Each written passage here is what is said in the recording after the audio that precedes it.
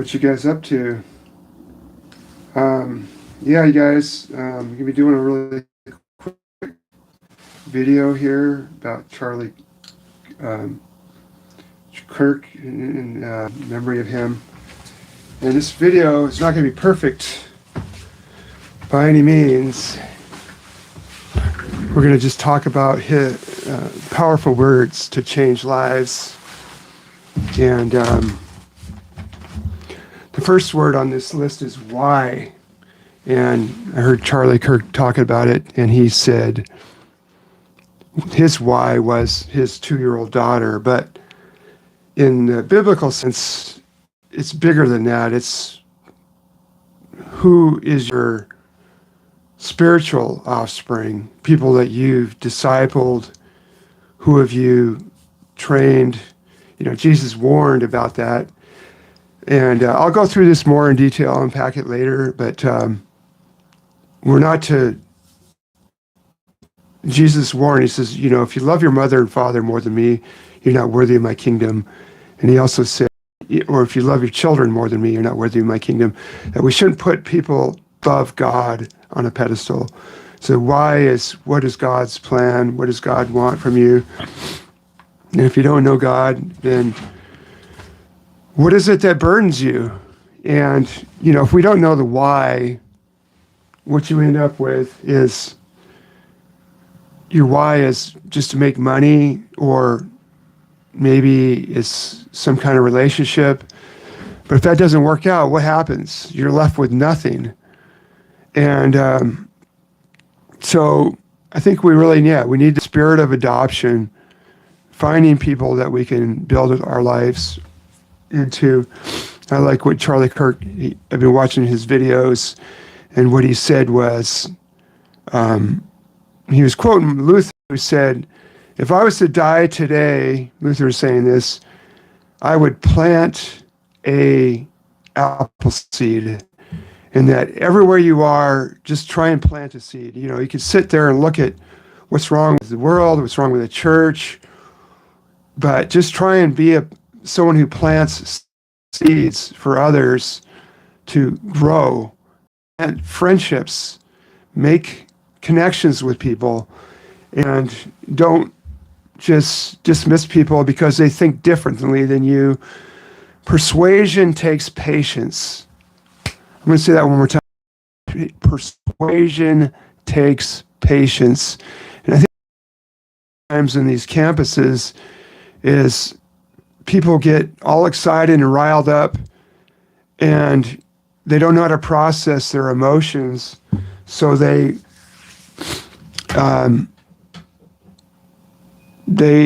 act out violently. They want their way now.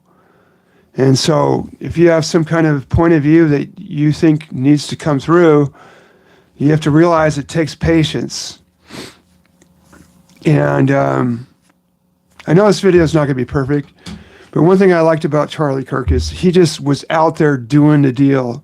He wasn't just sitting around. There's a saying in video production that done is better than perfect. So just getting things done.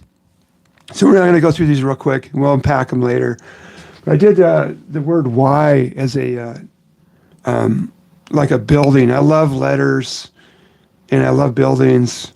But I just was thinking, you know what would be cool is to have a building like a college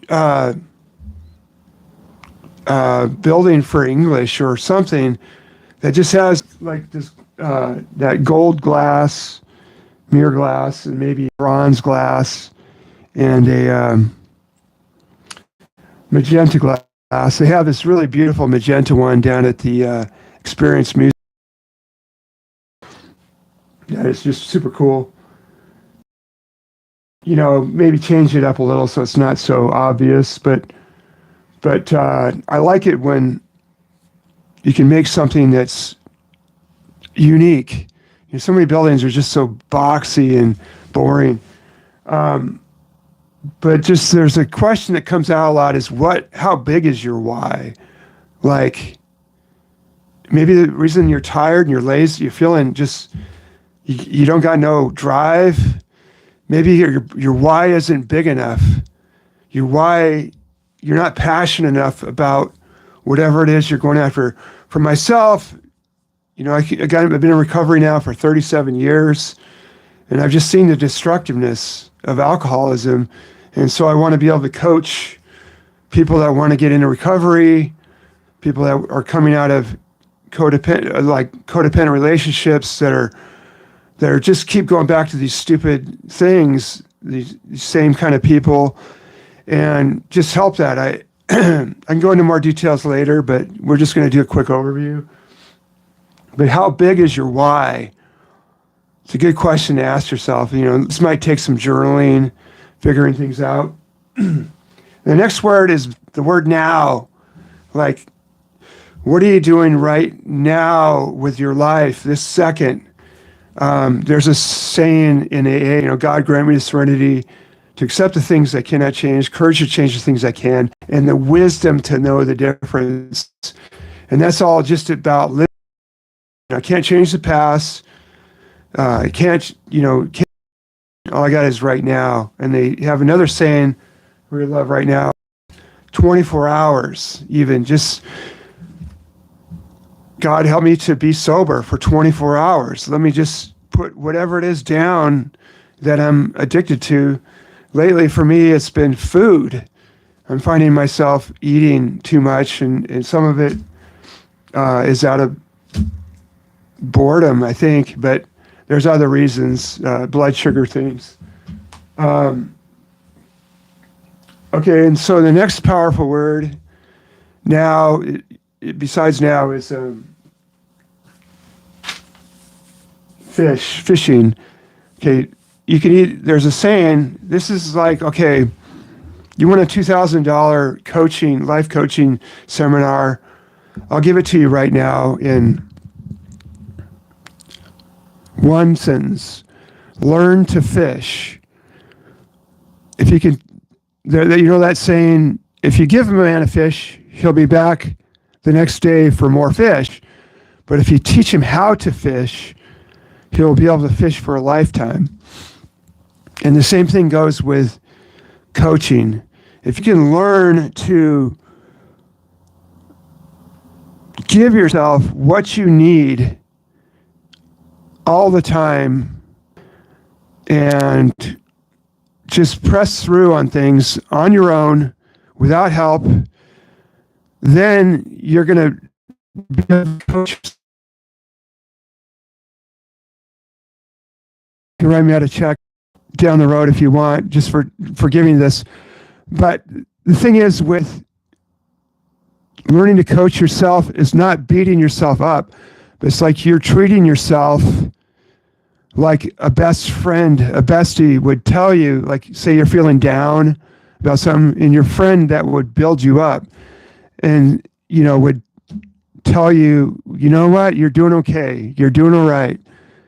Just keep moving, keep trudging the road, a happy destiny. It's another great line from the AA Big Book is trudging the road to happy destinies. It's just trudging your way along. And that can come here over to this one here. I love graphs. I'm an artist. I'll just show you one of my paintings real quick. This is one of my paintings. It's a Mountain Lake Bridge. I did this a number of years ago, and I took photographs because I wanted to get the water ripples just right. And then I painted this on location, and it was so beautiful when I was painting this, because right as I'm getting finished, the sun broke through right here, and so this is like the sunlight coming through the trees. So yeah, it was a beautiful highlight for the painting, and yeah, I just love this piece. But people ask me, well, why would you want to do coaching if you could paint like that? And, I should be painting more. I should be painting. But I just have so much more than just painting in me. Like, that's all going to burn want to be able to make disciples. When I first got sober, I was like, on like clinically depressed, getting 2 hours of sleep, kind of had thoughts of suicide ideation, like, wow, and I was going to AA meetings. I didn't want to be alone because I was afraid if I'm alone, maybe I'll do something stupid and take my own life. And I got to be really careful on YouTube. They don't want any kind of ideas that can get into kids' heads or people's heads. So they'll flag a video that talks about that kind of thing because they don't want kids to get ideas. And so I can't be very concrete about things that I had thought about doing. So the thing is, okay, with learning to fish is that things are painful, like learning to fish. There's always some kind of process. You got to put your line together. You got to get out in the water. Got to do this and that. You got to keep trying. You got to keep at it, and that leads to opportunity. I'm sorry about this writing. It is, but I tried to do it with paintbrush, but it's just too small for the letters. So I love this graph though. Pain and trying, and it goes up as we work through our pain and trying. So just keep on trying, keep pressing. And I even look at guys like Tony Robbins that talked about this idea that you got to learn to make the hard things enjoyable. Don't make it such a big deal, because sometimes it's an emotional thing, like painting or doing videos like this. It's kind of like we kind of just freeze, and we look at other videos and like, oh man, that guy's so much better than me. But just do your thing and it'll get better. Just keep trying, going through the pain, and then you'll get more opportunities. And let's see. So I want to talk about a few more things before I get off here, because this is a lot. This is a lot of information, and we'll expound on this more later. The question: what do you want? Like in coaching, try and ask people, what is it that you like to do? List 5 things that you like doing, or 5 things that you're good at, or 5 things you could say that you like about yourself, or other people have said about you that you like. And a lot of times people have a hard time listing that. So I would encourage you to write out lists of what you like. What do you want? Because if you don't go after what you want, you become a victim of circumstances. It's like you're not getting what you want, and you're not trying, so you just become a victim. And I see that, women, guys and women that stay in these bad that are not working, and they don't know how to get what they want. They don't want to ask what they want. They stay in a miserable relationship, not getting what they want, and they don't know how to ask their spouse or whatever reason. And it's just important question. Don't be a victim. Don't be a victim. I'm going to say it like this. Don't be a victim of your circumstances. Excuse me, I had to just do that. And, this whole thing with Charlie Kirk, it's just really, wow. I mean, it was just so graphic. I saw the video, and then right afterwards, I had a salesman come into my house for showing me windows, and just 2:00 appointment that day. And we walked in the house, and I knew he was upset about something. And he says, "You know what? You're not ready to have windows done." And I go, "You saw the news, right, Charlie Kirk?" He goes, "Yeah, I did. Me and my wife saw it. My wife sent me the video, and she was crying. And oh man, it was just so upsetting. I go, you know what? Let's just go sit down for a minute and talk. And so we went and sat down in my patio area, and we prayed. And we were talking about the church, and he wasn't going to a church, and asking him why. And he had kind of explained that every time he'd go to a church, they'd have some kind of rules or something that he didn't agree with. And I'm like, wow. I mean, how often does that happen? People that are believers that stop going to church for some kind of reason. And that's something that needs to be dealt with and addressed. And I kind of had to agree. And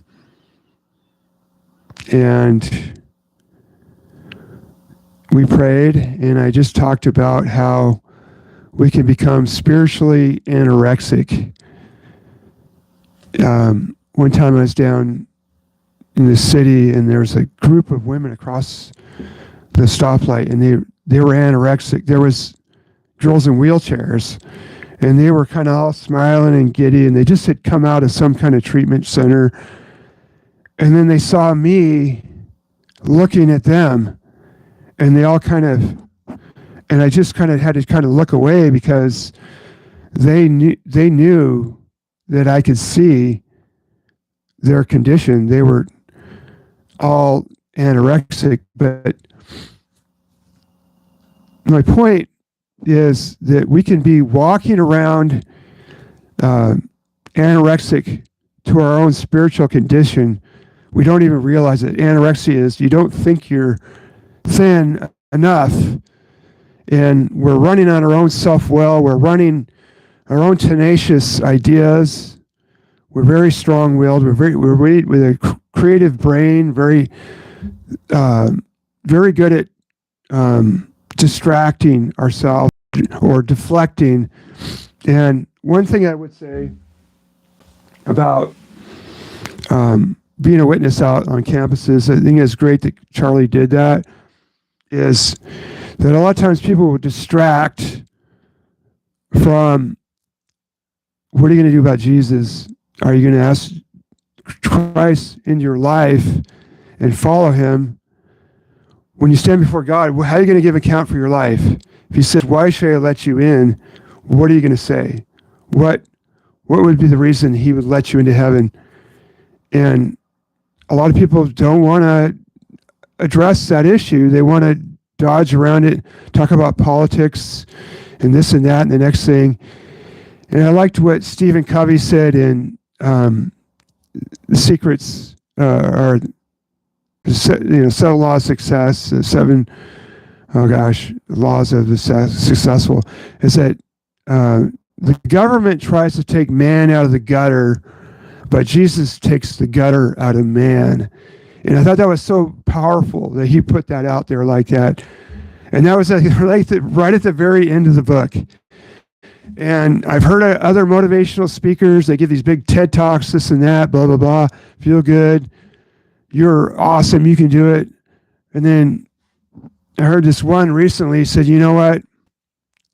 All that stuff is not going to matter if you don't have some kind of spiritual life and you don't have Christ in your life. And I can remember that when I was young, I was in high school and we were graduating, and I saw this one preacher talking at our commencement, and I got, man, this guy is so on fire, he's so enthusiastic. And then I walked out, and I just felt so like, man, I am like so deprived, like I'm just like bankrupt emotionally. I don't care about helping people. All I care about is myself, and I don't care about seeing people succeed. I want to see people fail.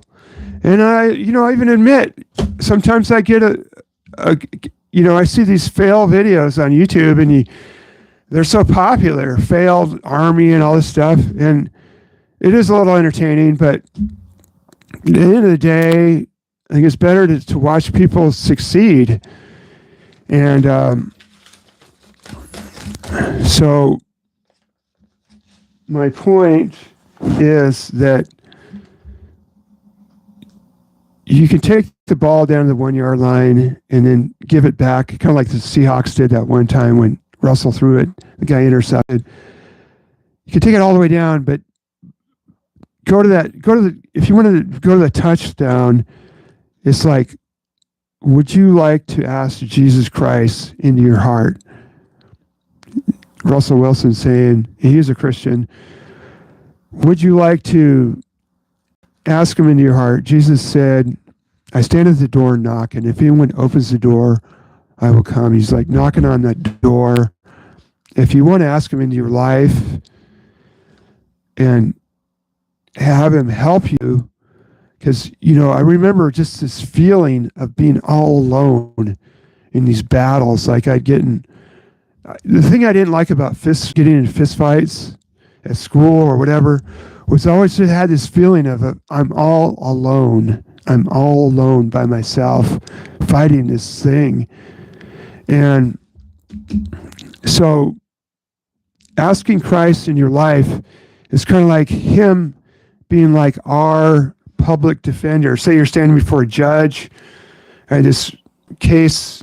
It was the stupidest thing. Had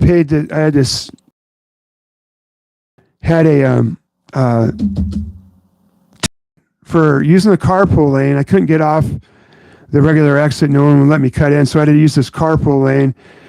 Anyway, paid the ticket, but for some reason, it didn't go through in time, and I got a warrant and they sent me a notice, and I wasn't living at that address, so I had to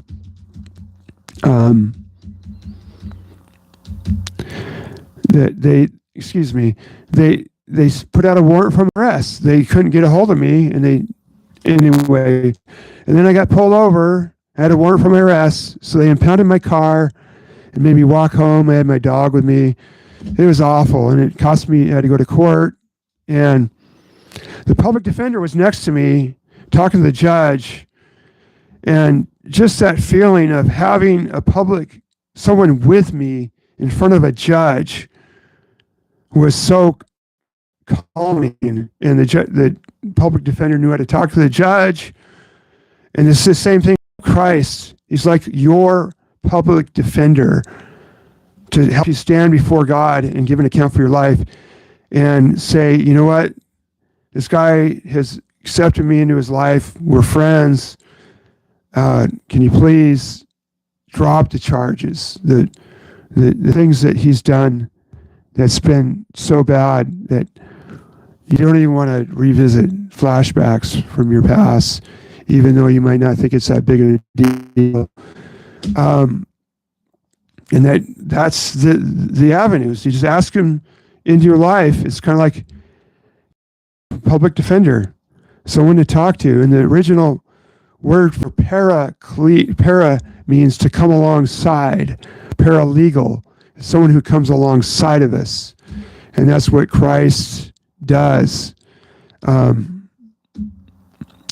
to know Christ, I remember watching videos like, oh gosh, I'm just thinking of different movies. The one that Mel Gibson did, Passion of Christ, and the other one by Roma Downey. And I'm like, you know what? I didn't really see the person of Christ the way I wanted. So I would encourage you to go through, if you don't know the Bible, a good place to start is the book of John. And you can read like Red Letter and just the things that Christ said. And one thing that really sticks out for me is that he said, he washed the disciples' feet, and he said, do you not understand what I've done for you? And that he's giving his life, he's making himself a servant by washing their feet. And they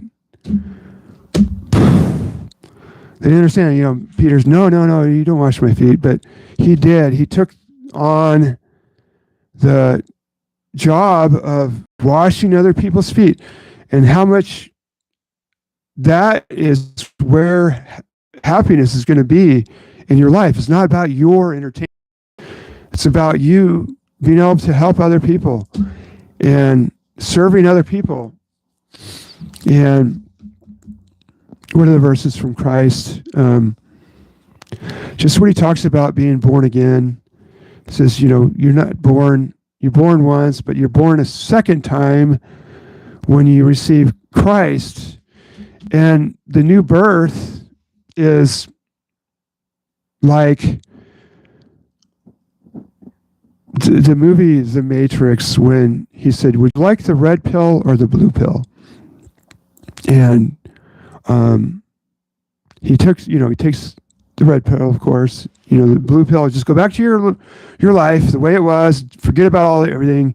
The red pill, and he goes, all I'm offering you is the truth. He's not offering the perfect life or a life of nothing's going to go wrong. There I see these different things. Oh, you ask Jesus, you're going to have a wonderful life. No, he asks you to give up some things. He asks you to walk in purity and in disobedience.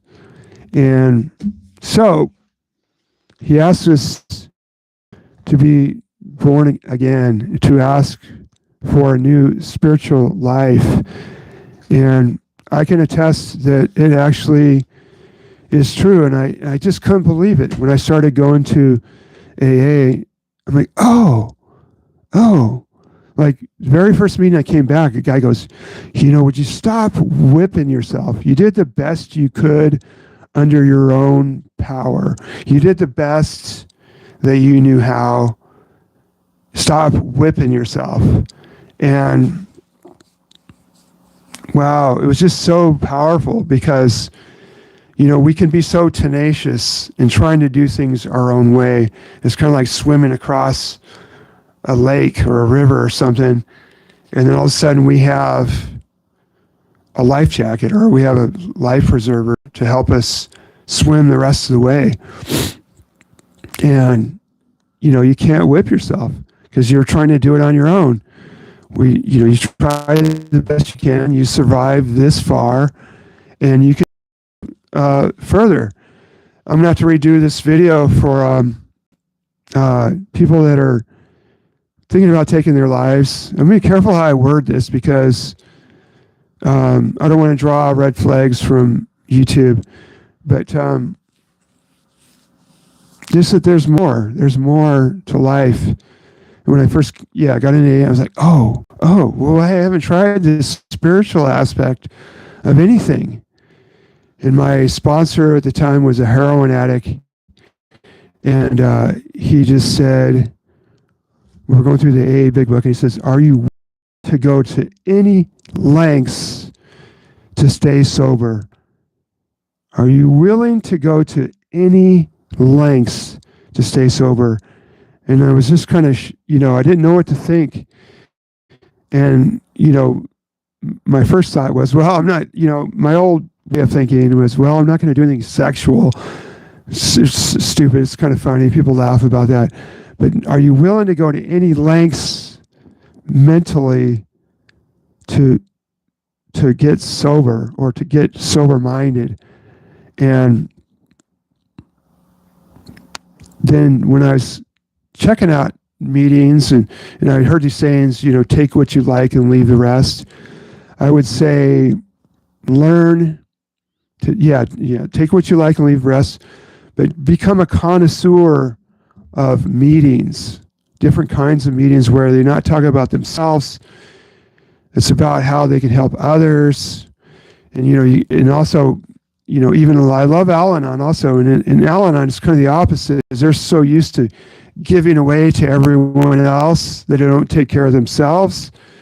Al-Anon, they talk about learning to have, they call it me time. I thought it sounded so ridiculous, but having time to yourself, just taking a deep breath, just baby step, getting some exercise. If you wake up at night, go get some exercise. I have cortisol. If you have high cortisol levels, go for a walk, go do some light exercises, and burn off that extra energy, because a lot of times we have problems sleeping or waking up. I wake up at 2 and 3 in the morning, and it's just so easy to lay there and think. But it's best just to get up and move around and do things, keep busy. And just one thing I was thinking about too is someone was talking to me about, oh, there's just so much evil in the world. Oh, it's just so awful what's going on. Oh, isn't everything terrible? And I like this one guy, this Myron Golden, look him up. He, prophet, kind of like Charlie Kirk. And he said, I don't have time to have a negative point of view, something negative, dwell on it. You can have negative thoughts, but just write down, how can I resolve this? Or how can I move on from this? You might want to repeat that later. So negative thoughts, you can't just say, well, go away, or, oh, let's just be happy. Don't have negative thoughts. And I'll talk about that later, but yeah, kind of when I grew up, I was kind of the family mascot. I was always worried about my parents maybe getting divorced. And so it's like looking at them at the dinner table, and my dad wouldn't talk. My mom would kind of look at him, kind of like she wanted him to talk to us. But anyway, he went, so I'd entertain my mom, like I was her entertainer, and the happy kid. So I was always putting up this front, oh, just be happy. And sometimes I think that can creep into our theology and our just way of thinking in churches. And I think the same thing, there's like a codependent theology of we need to rescue irresponsible people. We need to do this and that.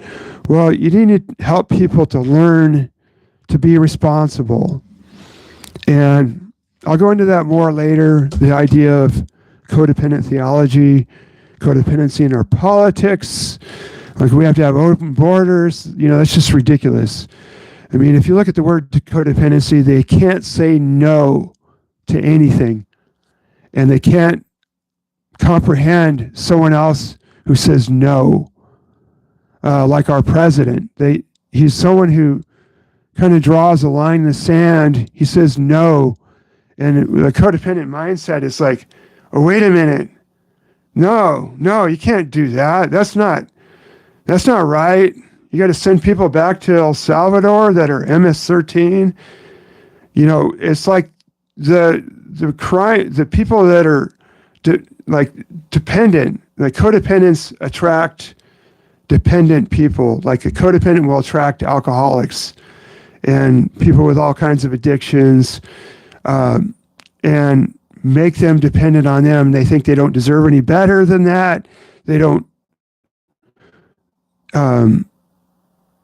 That's it. They don't have set boundaries. We'll unpack that more.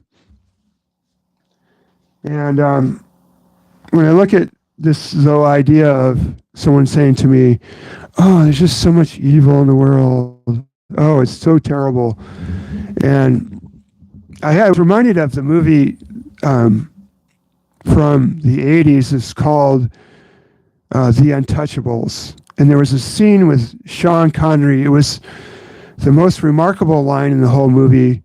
And it was kind of the climactic point where Sean Connery was taking Elliot Ness and saying, what are you going to do? What are you prepared to do about it? And it was when the mafia pushed back against Elliot Ness, the FBI, who's during Prohibition. And Sean Connery, he finally got shot by these mafia guys, and he's dying. His last final words to Elliot Ness, he grabs his, with his voice, what are you prepared to do about this? And I want to say that very carefully, because in the final scene, they were trying to kill Elliot Ness, and he just had to pull out all stops to shoot these bad guys. It was a famous scene in a train station. That I'm not talking about weapons. I'm talking about spiritually in our thoughts, in our discipleship. Jesus said very clearly, vengeance is mine, I will repay. Do not be angry, but submit all your thoughts to God. And God says, vengeance is mine, I'll repay. People are that do dumb things, like eventually it'll catch up with them. They'll, in certain situations, and some people have to be dealt with right away, but the thing is, we just need to be discipled in our own thoughts, in our own lives. I love watching Charlie Kirk, his clarity on the Bible. He had just grown as an expositor, because a lot of these kids that go to these colleges, they are not, these kids that grow Christian families, they're going in like these comparative religion classes, or whatever, and they're getting their faith kind of destroyed because they kind of went through not as much critical thinking about like the Old Testament and the New Testament and the comparison. And it's just really nice to see Charlie Kirk talk about this. And the whole thing with Turning Point is that he's trying to bring us back to our foundational roots of the Constitution and the state constitutions. And what does the Constitution say about God and the state's constitutions, and what makes our laws? And he does include a lot about, like, Moses talking about Deuteronomy, how he made a whole book of laws so that people can be governed, because there's just so many people. And the bigger we get, the more we need to have, safeguards, safety nets for things. And this thing that makes America great is that we have democracy, and that, I appreciated, one thing I appreciated about Trump is he brought in Bill Maher to the White House. And I love the story about Kid Rock. He goes on to Bill Maher, and Kid Rock, he's being mocked by Bill Maher about his friendship with Trump. And oh, by the way, feel free to comment on whatever you want in here, and I'll look at it later, because I have the camera turned backwards right now. But feel free to make comments, and please like and subscribe. So anyway, Kid Rock, the president of the MMA, oh God, his name escapes me right offhand. They're sitting there with Trump, and it's just kind of quiet. Bill Maher's sitting there. He's just kind of waiting for something to happen, waiting for somebody to say something. And Trump says to him, the reason I want you here is because I want to hear your points of view. I don't like preaching to the choir, people just kind of nodding to me. I like to hear other people's points of view. And I thought, yeah, you know what? That is so profound. Like, I enjoy hearing some of the left's points of view, as long as they can do it civilly. And we do need to care about people that are, downtrodden. And I think the church needs to pick up that. They used to do more of that. And this kind of circles back to why. One time I was down in Florida, and I am at a women's shelter, Salvation Army women's shelter, bringing an air mattress. I was down there camping. I was car camping in this, one of my travel hacks is to rent a van and just go buy an air mattress at Walmart for like $12 and get a blanket for like 12, 15. You're in Florida and camping out. Anyway, so after I'm done with my trip, I go over to this shelter and bring the air mattress and the blanket, and I'm handing it to this gal. They're waiting in line for it to open. And as I'm walking away, this poor gal turns to me. She's sitting there. She goes, "Thank you." And it kind of just was like, and it was just so, I don't know what, it just did something to me. It's like, why? Like, there's so many people that are, they're victims of their circumstances. They need a help out of their situation, but they need to have a spiritual awakening. Like I said, you can try and bring man out of the gutter, but it doesn't work. But if you take the gutter out of man, then they have a chance. And I've seen this over and over and over again. I've been in recovery for 37 years and seen so many people leave a lifestyle that they were looking for a quick fix, and it was like an addictive personality situation. I've seen them leaving that and getting right. And a lot of what addiction is about wanting a quick fix. Like sugar addiction is just boom, you're getting a quick fix. So what are you prepared to do about it? What are you prepared to do about the situation?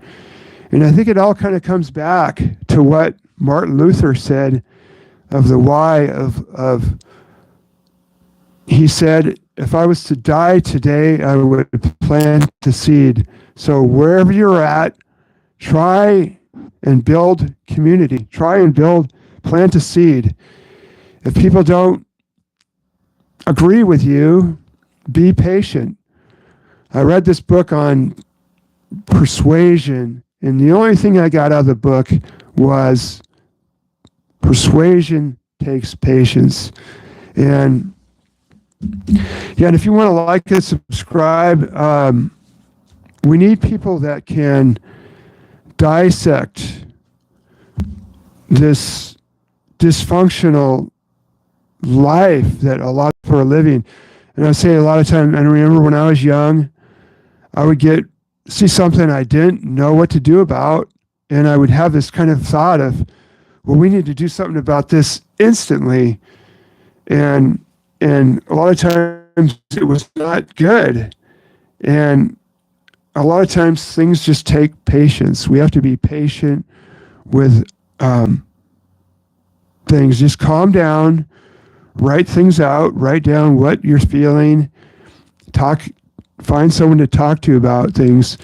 Like they talk about in AAs, you get a sponsor, you have to write somebody a letter, have them review the letter, or have a friend, talk it over with people before you go and deal with that situation. But don't hide out. Like, it's so easy to hide out in, like, I've read this before, and even in 12 steps, just to hide out in meetings. But what we should be called to do is go out and methodically dissect different arguments and help people to understand. I love this guy, Montgomery Boyce, and one thing he said, it was really profound. He said, some people, they want to be something different than what they were. They're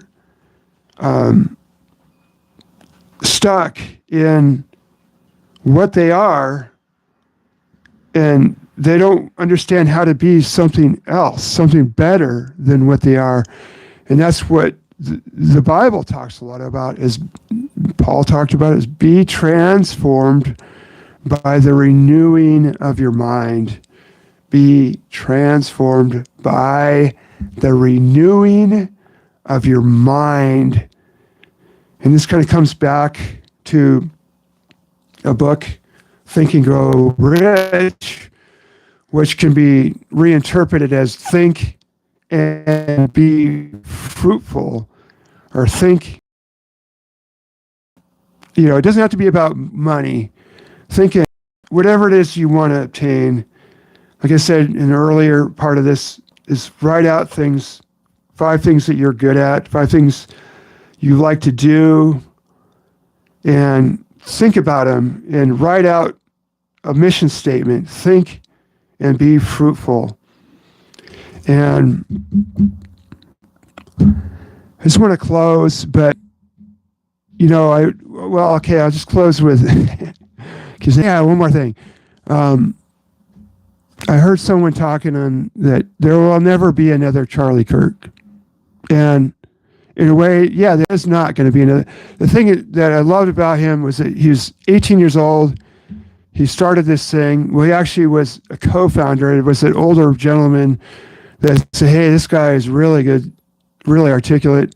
Let's start this Turning Point USA. And so, and that's another point, is don't put him on a pedestal. Like, he had help. He had this guy who co-founded Turning Point USA. He was a great man, very articulate. He was like a tank, and that's what, some people call me. They call me Frank the Tank. I go out witnessing with people, and I just don't back down. I don't mean that. I want to say that in a way. I'm just not thin-skinned. I'm very, very forgiving. People can say things, and I just go, okay. And if I don't know the answer to something, I just say, you know what? Can I get back to you on that? I don't know the answer. But just to try and love people where they're at, like what Charlie said, is, love people, tell the truth, uncompromising, but love people where they're at. And I think that has to happen in almost every paragraph, because a lot of times people will just get the negative of the truth that they don't agree with, and they won't get the loving part, that you just love people where they're at. And boy, I just have a lot to talk about today.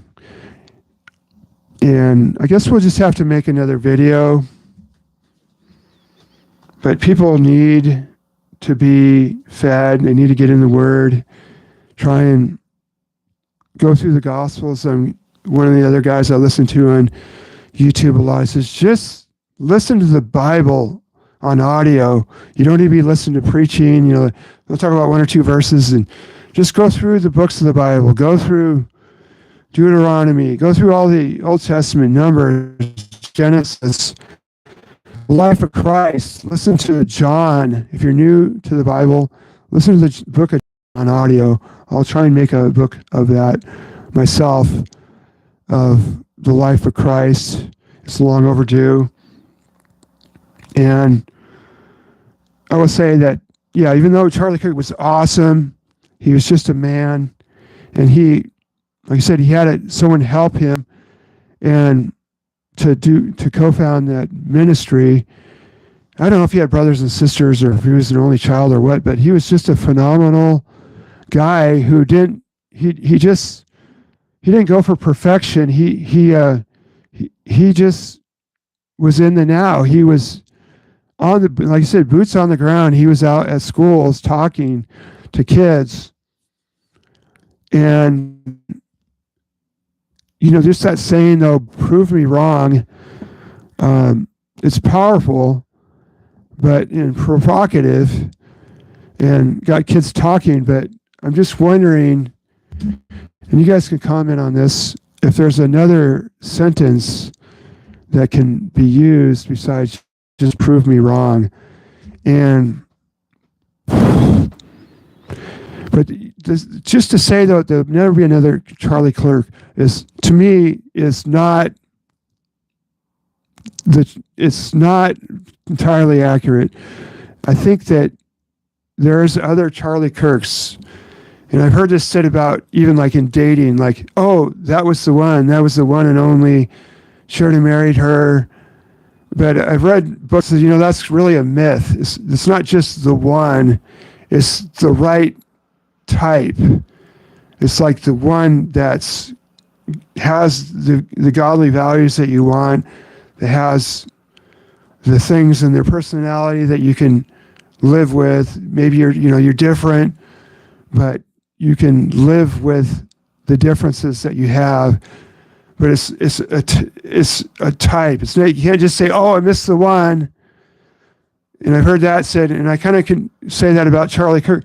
He's one of what I consider now like thousands of Charlie Kirks that are being stirred.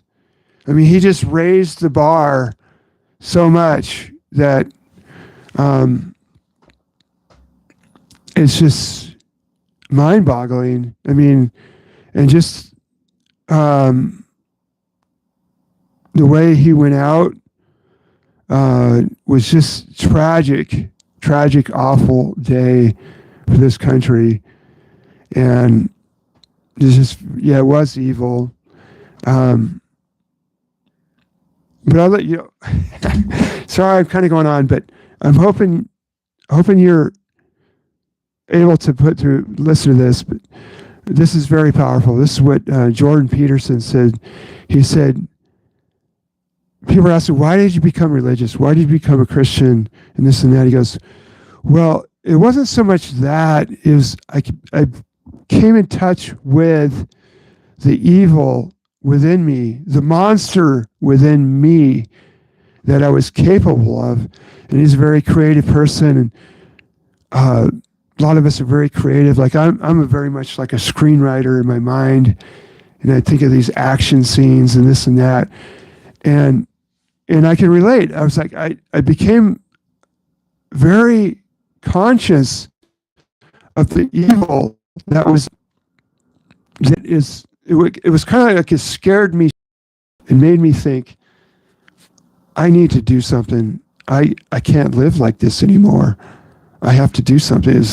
There's a video series that came out during the 70s called Scared Straight, when they take these kids into prisons, and the prisoners would scare these kids to straighten out their lives. But that's kind of basically what happens is people need to become scared straight. They need to become aware of their own evil within themselves, their own lack of patience, their own lack of able to process things and say, I need to fix this. I need a miracle. I need something outside of myself. I've been down this path. I've been broken relationships, and I've been through all this. And I'll just say this for singles. I'll talk about this later, but just if you're single, if you're a believer, or you're in 12 steps, just say, God, just make me content for the next 24 hours as a single person. Can I live in contentment for 24 hours on my own? And that's just a powerful prayer. I've been saying that prayer for years. And it helps, because otherwise you end up future tripping, like, oh, I'm never going to meet anybody, blah, blah, blah, this and that. And you don't know. And it's best just not to be anxious, but in all things be in prayer and supplication. And so hopefully you guys enjoy this. If you want to like and subscribe and contact me, please do here. And we'll try and put together some things. And what are you prepared to do? Why? How? Just go over this stuff. Just recapping. Learn to fish. Learn to be encouraging. Learn to encourage yourself. Learn to, like write out like things that encourage you. Write it out on a 3x5 card. Put it on your mirror. Put it in your car. Prayers and things that inspire you. Even if you're not a believer, you can find truths that really resonate with you. Write them out. Put them on your refrigerator. Put them places. Learn to fish. Learn to be someone who's saying, you know what? It's going to be all right. We're going to be all right. Things are going to get better. I'm going to be a seed for others. I'm going to plant a seed. Even if I die, I'm going to plant a seed for others that they can live. And let's just close it up with that. Just pray. God, just ask you for your wisdom in this time. Just help us to be people of prayer, pray for others, be a beacon, be a light. And just help us. Just pray without ceasing. Be too busy not to pray. Be not too busy not to pray, but pray. And just, I'm out, man. Okay, thank you. Stop over for a second and leave. All over the place. All right. Yeah, I get it. Yeah, right. Thank you. All right, guys. I know I'm kind of bouncing around, but that's all right. It's all good. Better to be imperfect and get it done than not do anything.